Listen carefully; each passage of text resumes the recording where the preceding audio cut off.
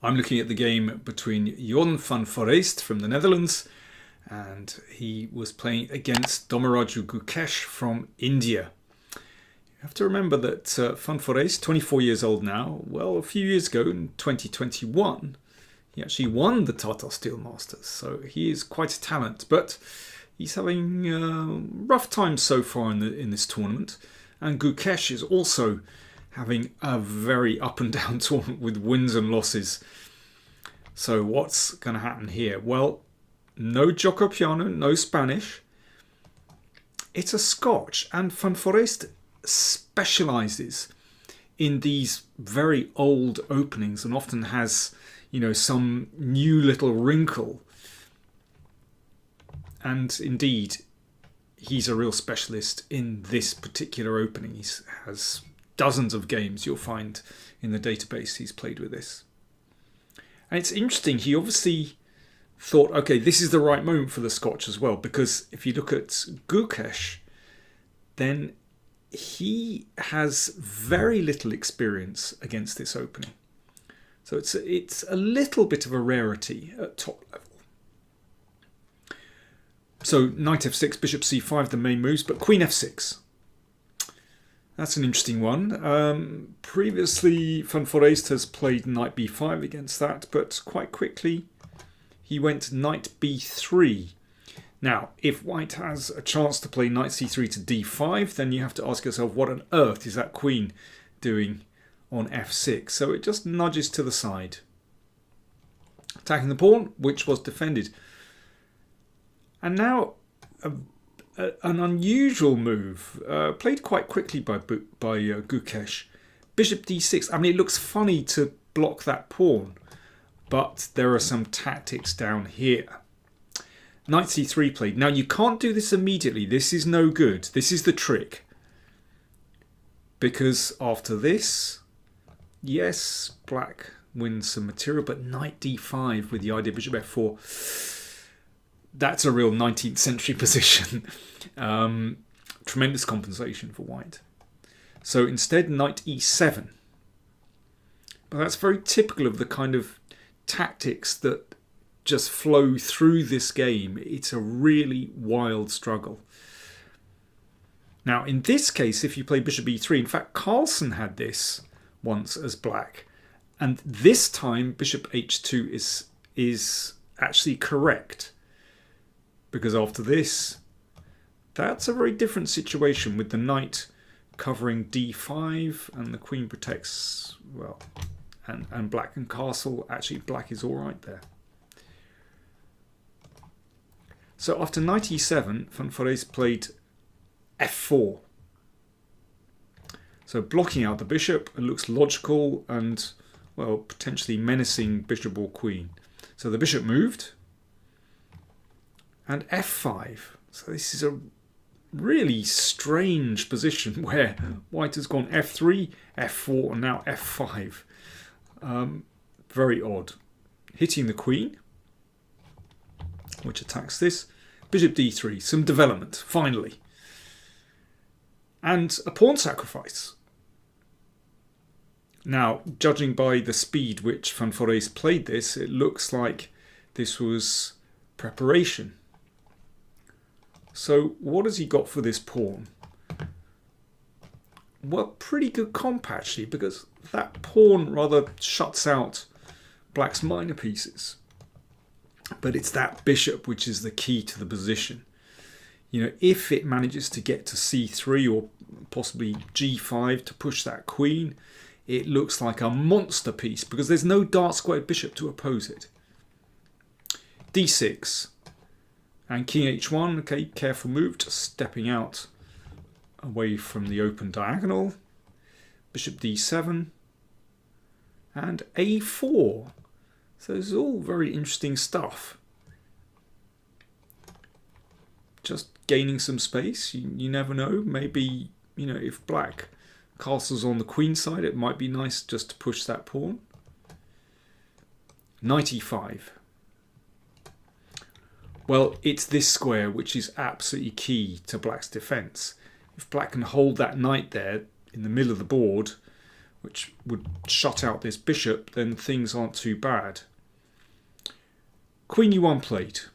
So that looks logical to support a bishop coming here, and perhaps Queen g3, looking at playing the bishop here.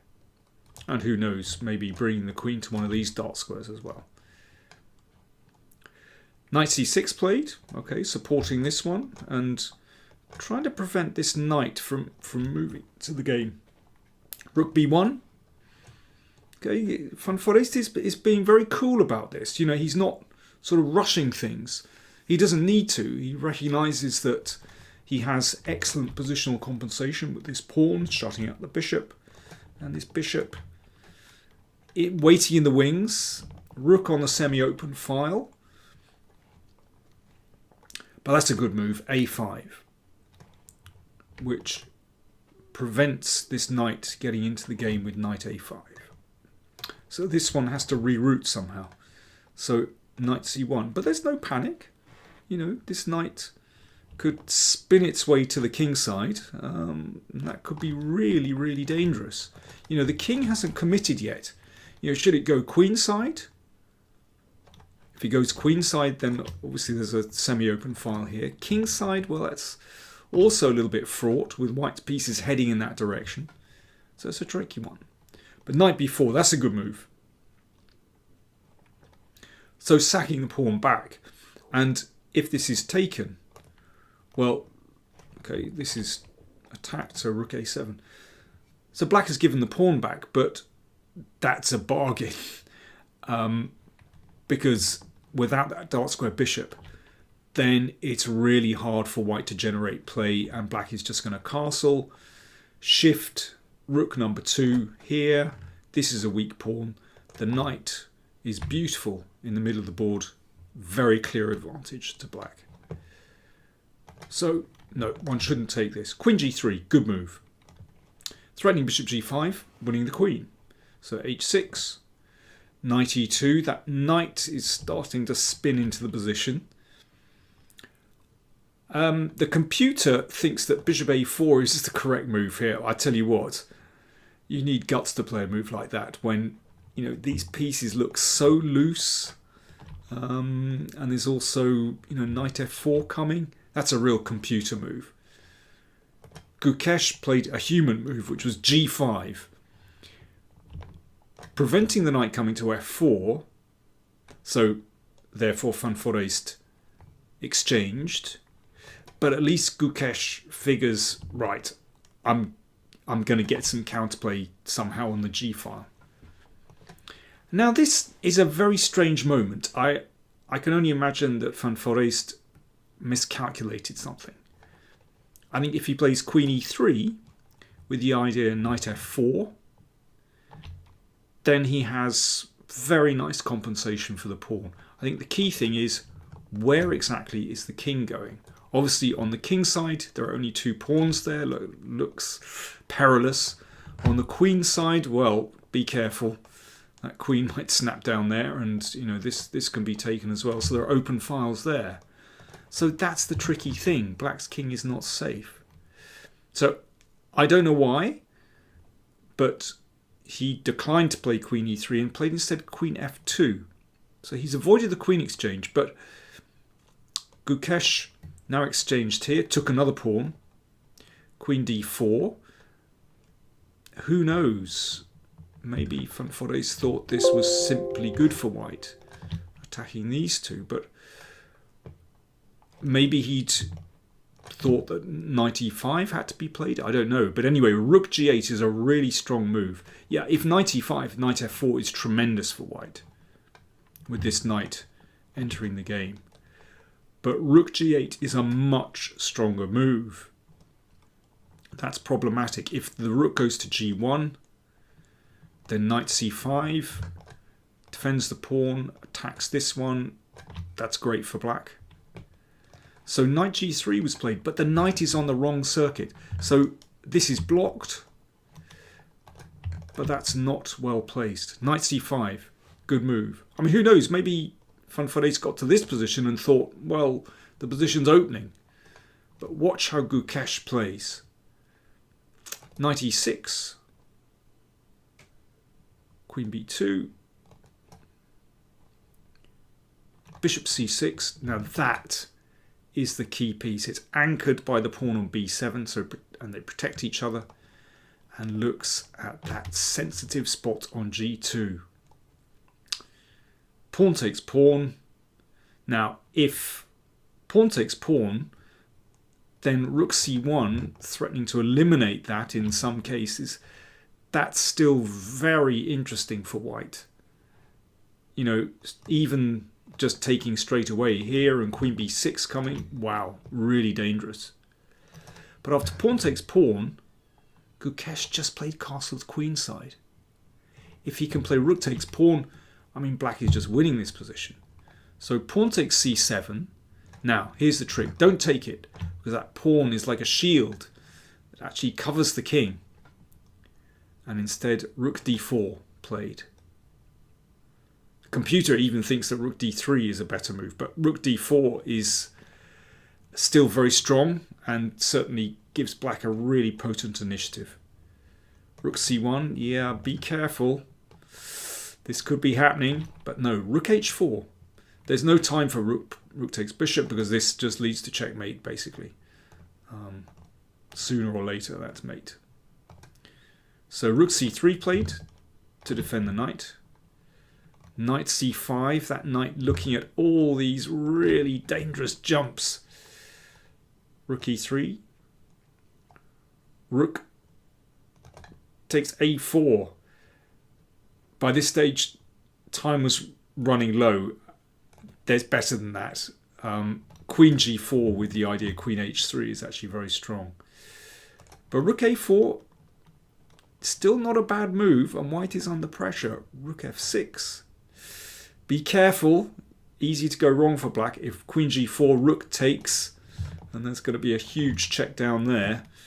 So queen g7, that pins. It's a really messy position with sort of these pieces flying all over the place. But I think this bishop is key to the situation. That anchors the queen side,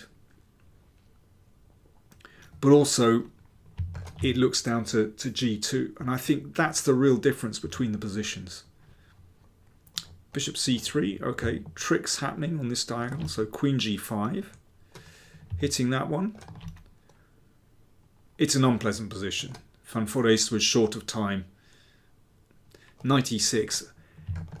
I tell you what, it's a real relief to make a move like that, because it shuts out white's major pieces.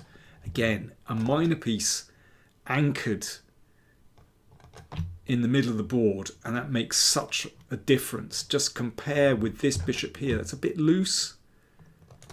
This knight, well, it's just pinned basically. It can't really get into the position. And yeah, this could be happening as well, knight f4. Rook f5 played, that's a time pressure move, because bishop takes g2 was an absolute killer. If queen takes rook. If king takes, queen takes f5, another pin and win situation. So king g1, and now, very nice tactic, queen takes rook. That has to be taken.